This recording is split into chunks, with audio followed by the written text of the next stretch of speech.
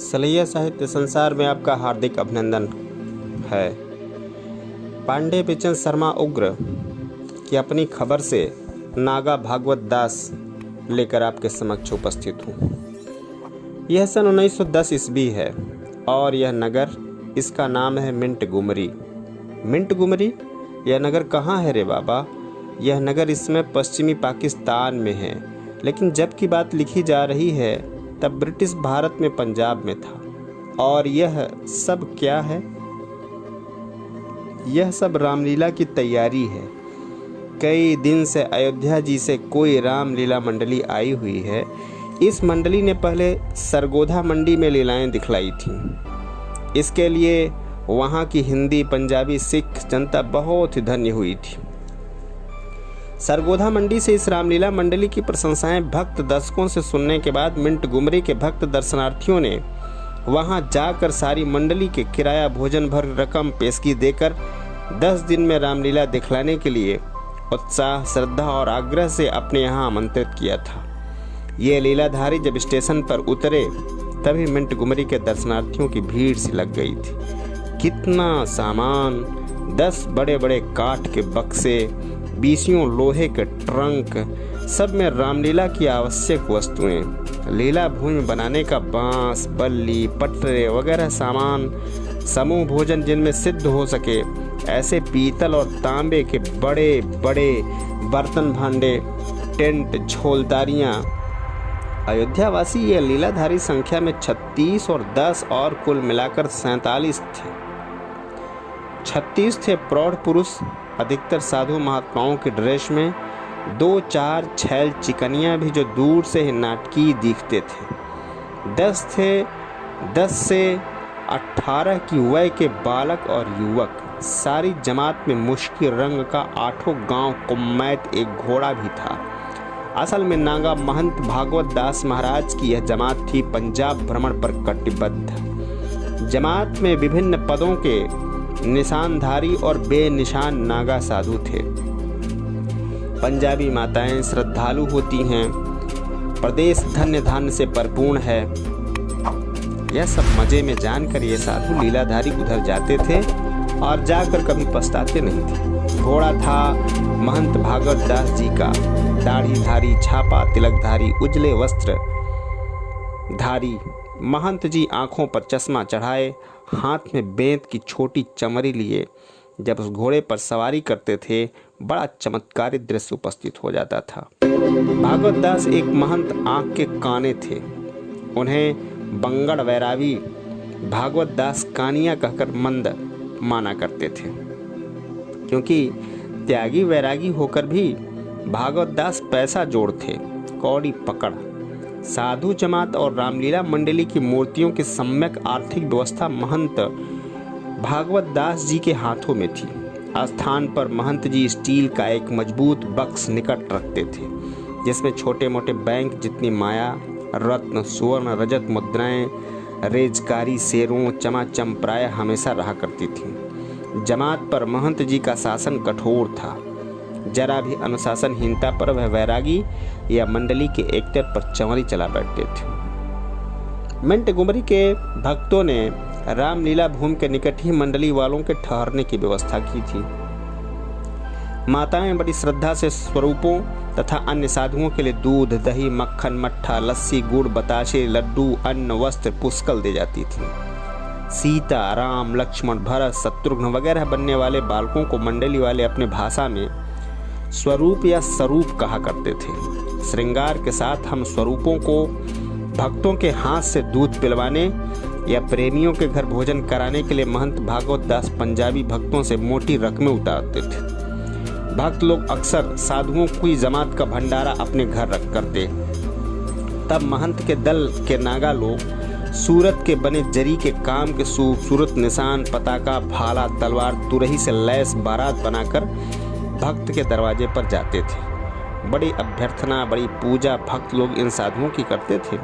फिर पंगत बैठती थी, यानी जमात भोजन पाने बैठती। माल, मलाई, मिठाइयाँ, मालपुए, तरह तरह की सब्जियाँ जिन्हें साधु लोग साग नाम से भजते थे, परसी जाती। फिर एक मुख्य साधु पंगत में टहल टहल कर जय बोलने बुलाने लगता। यानी वह बोलता नाम, दूसरे बोलते जय। चारों धाम की जय, सातों समुद्र की जय, सातों पुरियों की जय, श्री हनुमान जी की जय, श्री सुग्रीव जी की जय, श्री अंगद जी की जय। यह जय जय घोष कभी कभी तो पूरे 1 घंटे तक होता, जिसमें महंत के गुरु तथा स्वयं महंत भागवत की जय भी पुकारी जाती। महंत की आज्ञा से जमात को सादर भोजन देने वाले भक्त के नाम की जय भी बुलाई जाती थी। मालपुए ठंडे हो जाते, मलाई पर माखी भिनकने लगती। बढ़िया से बढ़िया बना हुआ सालन भी इस घंटे भर की जयबाजी में ठंडा पड़कर सचमुच साज बन जाता था। जय बोलते बोलते मारे थकावट और भूख के मुझे तो नींद आने लगती थी। किसी एक दिन के बाद उस दिन धनुष यज्ञ और लक्ष्मण परशुराम संवाद की लीला होने वाली थी। मंडली वाले मेकअप रूम यानी ग्रीन रूम को श्रृंगार घर कहते थे। श्रृंगारी होता था वहाँ का व्यवस्थापक, जिसके चार्ज में वस्त्र, आभूषण, मुखौटे, दाढ़ी मूछे और मेकअप का आवश्यक सामान होता था। हम स्वरूपों के चेहरों पर मुर्दा शंख और लाल सिमरिक के रंग बाकायदा चढ़ाने में और बाद में गालों और माथों पर चमकती डाक और सितारों से गोंद के सहारे वह श्रृंगार करता, फूल या मछली बनाता। इस श्रृंगार में कम समय नहीं लगता था। फिर हमारे मस्तक पर ऊन के काक, पक्ष या जुल्फें अलकदार लटकाई जाती, कानों में कुंडल और मस्तक पर मुकुट, किरीट, चंद्रिका कसकर बांधी जाती। फिर नीचे और ऊपर के वस्त्र पहनाए जाते। साधारण लड़के को देवता की तरह सजाकर खड़ा कर देना श्रृंगारी का काम था। धनुष यज्ञ में मेरे बड़े भाई साहब को 2-2 काम किया करते थे। वह पहले तो राजा जनक के बंदीजन बनकर आते थे और हिंदी, अंग्रेजी, बांग्ला, फारसी वगैरह कई भाषाओं में जानकारी की प्रतिज्ञा बड़े रोब से सुनाते थे। फिर धनुष यज्ञ टूट जाने के बाद वह परशुराम जी बनकर आते थे। तुलसीदास के कथनानुसार रूपधर, अरुण नयन, भ्रकुटी कुटिल, गौर शरीर, भूति भल भराजा, भाल विशाल त्रिपुंड विराजा, शीस जटा सहसहु चितवत मनहु ऋषाने, खुले विशाल कंधे, एक कंधे पर दिव्य जनेऊ और माला और मृग छाला, कमर में मुनियों की वल्कल वस्त्र, कंधों के पीछे 2-2 तूणीर तरकश, हाथ में धनुष और बाण तथा काम, और वाम कंधे पर विख्यात परशु। पहले तो सहज ही वेश में अपने भाई को देखते ही मेरी रूह फना होती थी। इस पर परशुराम का मेकअप प्रायः उनके रंगमंच पर आते ही मेरी सिट्टी पिट्टी गुम हो जाती थी और अच्छी तरह याद किया हुआ संवाद भी सफाचट भूल जाया करता था। यह लक्ष्मण का संवाद वीरता पूर्वक न रहकर केवल घिघियाया करता था। पाठ भूलते ही परशुराम वेशधारी मेरा भाई स्टेज पर ही मुझे धमकाता कि चल अंदर, तेरा फुरकुस न कर दूं तो मेरा नाम नहीं। और पर्दा गिरते ही श्रृंगार में ही परशुराम जी लक्ष्मण जी को पीटने लगते। पर्दे के पीछे वाले उस परशुराम से लक्ष्मण की रक्षा राम ही नहीं, राम के बाप दशरथ भी नहीं कर सकते थे। खैर, इस धनुष यज्ञ में बड़े पेट वाले राजा का मजाकिया काम करने वाला एक्टर भी मेरा ही भाई था, मझला श्री चरण पांडे, जो साधु कंठीधारी बनकर अब सिया राम दास हो गया था। जहाँ तक एक्टिंग का संबंध है, मेरा बड़ा भाई मझले से श्रेष्ठतर अदाकार था, लेकिन स्टेज पर प्रसिद्ध मझला ही विशेष पाता था, क्योंकि उसे नाचना, गाना बजाना तथा जनता की चुटकियाँ लेना खासा आता था। नाचे गावे तोड़े तान, जिसका दुनिया राखे मान, कहावत उन दिनों काफ़ी प्रचलित थी। घर में न सही परदेश, रामलीला मंडलियों में हम तीनों भाई साथ ही साथ रहे और काफ़ी प्रेम से। घर में प्रेम इसलिए नहीं था कि खाना नहीं था। जब भूखे भजन न हो कहावत है, तब भला भूखे प्रेम क्या होता। रामलीला मंडली में दोनों ही अपनी अपनी स्वतंत्र कमाई कर लेते थे। ऊपर से बुनियादी राशन मंडली के पंचायती भंडारे से मिल जाता था। बुनियादी राशन यानी साग, दाल, चावल, बड़ी बड़ी रोटियां दोपहर को तथा घुइयों का साग और छोटी छोटी पूरियां रात के ब्यालू में।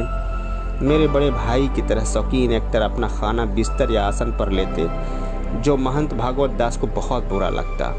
वह चाहते कि जिस भी भंडारे में खाना हो, पंगत हो, बैठकर जय बोलने के बाद प्रसाद पाएं। जो पंगत से चूते, उसका भाग भंडारे के प्रसाद में नहीं।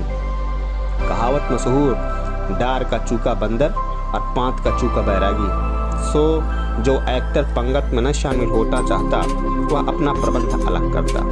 महंत भागवत दास मेरे बड़े भाई की कदर करते थे, क्योंकि वह उनका पत्र व्यवहार सुंदर अक्षरों उत्तम हिंदी में कर देते थे। फिर भी नांगा कानियाँ महंत से दहशत सभी खाते थे। वह झक में आने पर अच्छे अक्षरों पर हाथ झाड़ देते थे।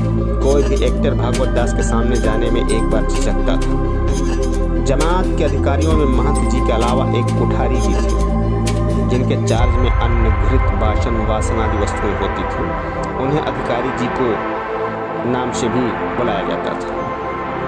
मंडली में भागवत दास के बाद अधिकारी जी का ही मान था। वह साधुई किते से पहनी हुई लुंगी और बगलबंदी धारण करते थे, टाट के जूते पहनते थे, ऊर्ध्वपुंड सहस्री माथे पर लगाते थे, जिसका फैलाव उनकी नासिका तक होता था। बड़े अच्छे रामायण भक्त भी थे। श्रृंगारी की तारीफ आप सुन ही चुके हैं।